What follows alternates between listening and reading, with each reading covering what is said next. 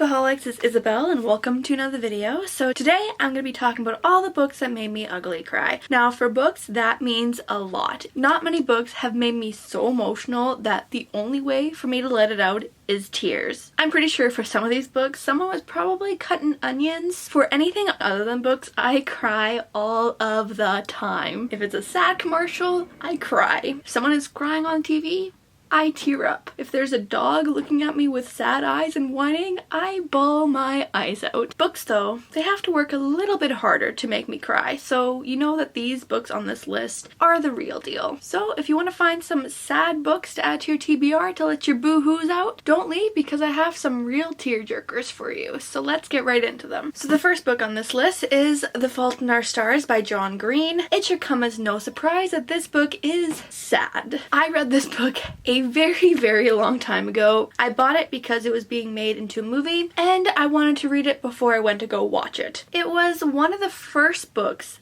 that made me cry. Now, if you've watched the movie or you read this book, you know why. But if you haven't, this book follows a girl named Hazel Grace Lancaster. She has, I can't remember what kind of cancer she has, but it is in her lungs. And she has to carry this bag with her everywhere and it's terminal, but they're doing these new experimental treatments for her. It's giving her a few more years to live. And she's going to these cancer groups and she meets this boy, August, who also has cancer. They start talking and it gives her a new chance at life. Like, he just opens up the world for her and it's just so sweet. And then it just is just heartbreaking, but also so heart-wrenching and just so pure and just written so well. I haven't read it for a while. I really should reread it and just like get back into the world. But like, I have so many books that I can't, but I just know that this one made me ugly cry. If you haven't read it yet, give it a read because it will definitely let your boo-hoos out. The next book on this list is The Best of Me by Nicholas Sparks. So this one I also read a very long time ago. It was back in the day when I was reading books on my e-reader, so that was a hot minute ago. As you know, I'm not the biggest fan of e-books. Like, I used to read them all the time because I live in a small town and I couldn't get new books, and so the only way I could read new books is by buying them as an e-book. So that was my life in high school and it was so terrible. Oh my god, that's so first world problems.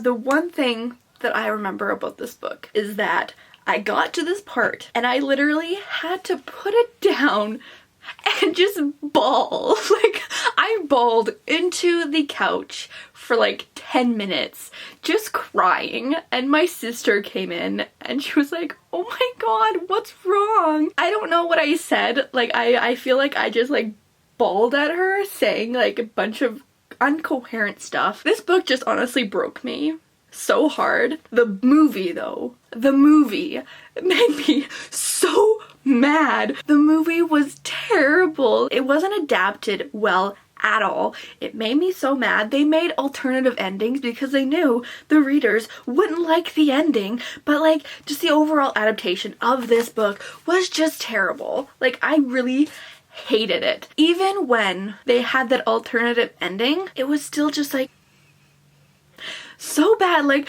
they don't know how to adapt Nicholas Sparks books. Like, I haven't read A Walk to Remember or The Notebook, and I never will because I love those movies and I don't want it to be ruined by the books. So like, I'm not gonna read those books, but like, every single Nicholas Sparks books I have read, the adaptations are generally not very good because Nicholas Sparks, he's notorious for making tragic freaking books. Even though they're mostly seen as romantic, they usually have a tragic thing that happens in it. So those just do not translate as adaptation because the freaking writers changed the ending. Like, Dear John, literally, if I'm watching this movie, I'll have to stop it, go to the alternative ending, and then I'll be a little bit happy. I digress. The Best of Me made me ugly cry, and definitely go read the book. Do not watch the movie. So the next one on this list is The History Is All You Left Me by Adam Silvera. So This book made me cry so many times while I was reading it. Like, I wouldn't doubt if every 20 pages I was just crying. Like, I could not stop. I'm still surprised that I can still cry after reading this book. Like, it dried me the hell out. Like, by the end of the book, I think my tear ducts were just dry. Like, I could not cry anymore after reading this book, but it was so amazing. Like, the way Adam Silvera wrote grief, the way that he wrote Griffin's anxiety and OCD was done superbly, and I just absolutely loved this book, even though it gave me a headache when I finished because I cried so much. So if you don't know, this book follows a boy named Griffin. He was dating his longtime friend Theo, but when Theo moved away to LA, they broke up. But Griffin always knew that they would come back together and they were endgame, even though Theo started dating someone in LA. So Griffin knew Theo and him would be endgame. And then Theo dies in a drowning accident, and oh dear. Oh dear. This book broke me, okay? This book broke me so hard, and it made me ugly cry so many times. Most of these books, I cry at the end. This book had me crying sporadically throughout this whole book. It was wonderful, and I loved it. And maybe I'm weird that I'm like calling a book that makes me cry wonderful, but like, it was amazing. Next book on this list is Wonder by R.J. Palacio. This is another book that was made into a movie, and the movie was done so well. So like, definitely read this book and then go watch the movie because I highly recommend it. But this book, I read it as an audiobook. When it got to the sad parts, I was around people. So, you know, I didn't ugly cry on the outside because no one wants to see that. But I cried internally, and I was just bawling in my mind at certain points in this book. And it was such a great read, and it's such like an important middle school book because it really displays the aspects of both kids who are mean and are putting out what they are learning from their parents, and then also kids who are so accepting and just such great people. And it was just the most wonderful, heart-wrenching, heartbreaking, but also hopeful book that I've ever read, and I absolutely loved it. The crying that I did was a mixture of both sadness for Augie for all that he's gone through, and also happiness for his triumph.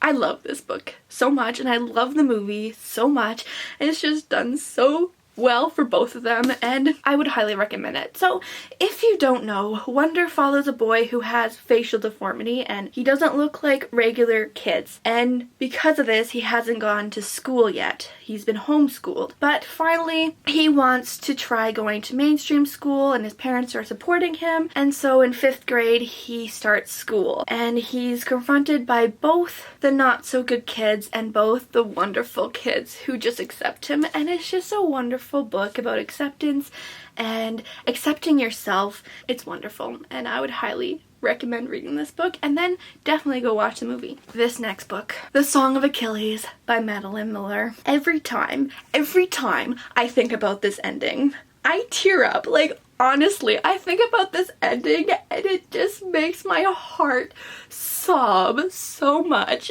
I love this book so much. I was recommended to read this by my friend who read it so many times, and she just told me, you have to read this book. It's so great. So I finally picked it up and I read it, and I bawled.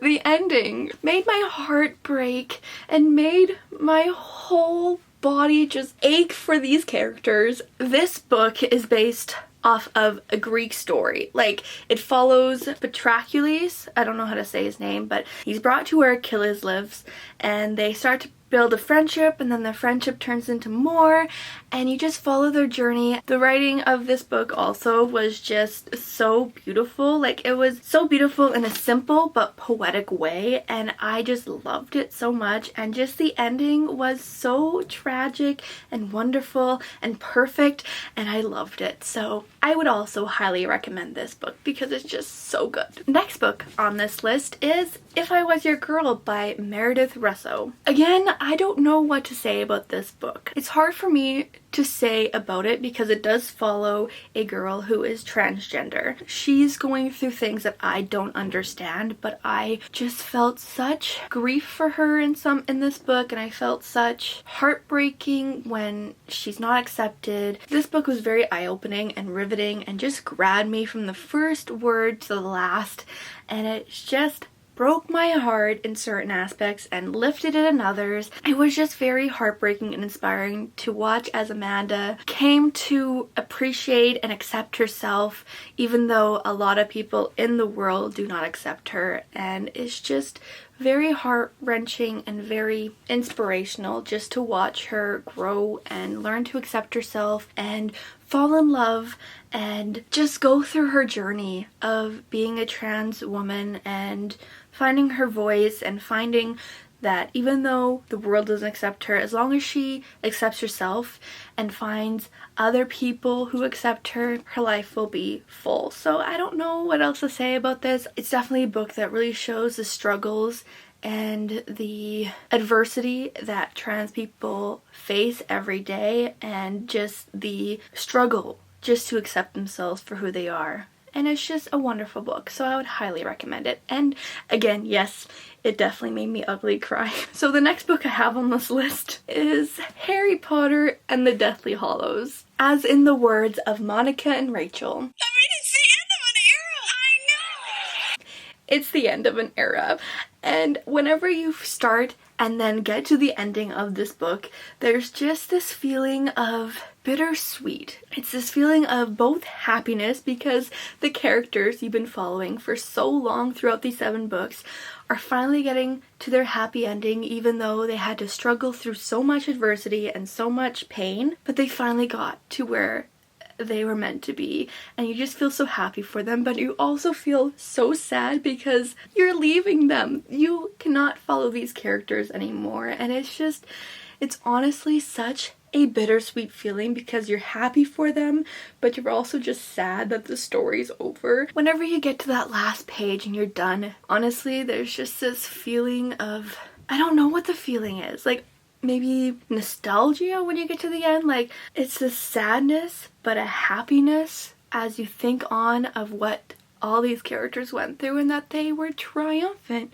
I don't know how to explain it, but every time I reach this end of this book or even the end of the movies, I just feel sad and I just want to cry. So this one had to make it onto this list because it makes me feel those feelings, and I just don't know how to explain them, but it makes me feel it right here. So the next one on this list is Call Me By Your Name by Andre Assman. So this one is a very raw and human take on love, intimacy, and attraction.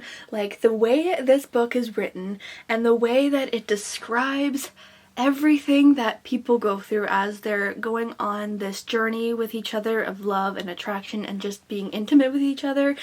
It was written so well and just such a heartbreaking story, and it is so hard to describe about this because there is a scene that I know a lot of people were a little uncomfortable with, and it was one of the reasons why they didn't really connect to it, but I felt like that was just written very, very well because it does display that uncomfortableness that comes with realizing your sexuality and realizing sex and kind of accepting that primal side of yourself, and it's just really written so well. So anyways, this book follows, I never remember his name. Whenever they're written first person, you never really remember the person's name, especially if they don't say it in the synopsis, which this one does not. What is his name? The main character in here, he and the boy who comes to stay with their family for a college work thing at his father's place. They start to develop a relationship. They start out being very, what's the word? Oh my god, I can't think of words right now. So indifferent. When they first meet, they're very indifferent of each other, but they have this attraction to each other, and as the days progress in the summer, they start getting closer and closer. I don't know what else to say because it's just so heartbreaking at the end, because they find each other, they go through this whirlwind of love and attraction and intimacy, and everything just comes to a head eventually, and it's very, very heartbreaking, and I hurt for these characters. And the movie also is very, very good as well. Like, it's done so well. The actors are phenomenal in this movie, and it's just really translate well from this book to the movie, and it's just done so well. So I would highly recommend this. Definitely go in here preparing for maybe being a little uncomfortable, but it's also done in such a human way and such a raw way that you just have to appreciate it. So just go in with a little caution and you'll love it. So the last book on my list is A Monster Calls by Patrick Ness. So this one's another middle school grade, and I think this one would be such a great one for kids to read, to really dive into the grief of a boy who's losing his mother, and it's also so very heartbreaking, but also so real. Again, this one is made into a movie, and the movie was done so freaking well. So definitely read this book and then watch the movie if you can, because you will not regret it. But this book just displays a human's ability to be in denial in what they're feeling and trying to push those feelings away, and it just really shows that, especially in the monster that visits the boy as he's going through these big changes in his life, as his mom goes through cancer and he's forced to really face that reality. And it's just a really powerful book on the love between a parent and child, and it's just so beautiful, and I would highly recommend it. And yes, it made me ugly cry so much. Alright, so those are all the books that made me ugly cry. I hope you guys enjoyed this video. Give it a thumbs up if you did. Let me know down below all the books that have made you ugly cry. Give me more recommendations, because I love a sad book, because I am a sad person apparently, because those are the best books that I love. So subscribe if you haven't yet, and I'll see you guys for my next video. Bye!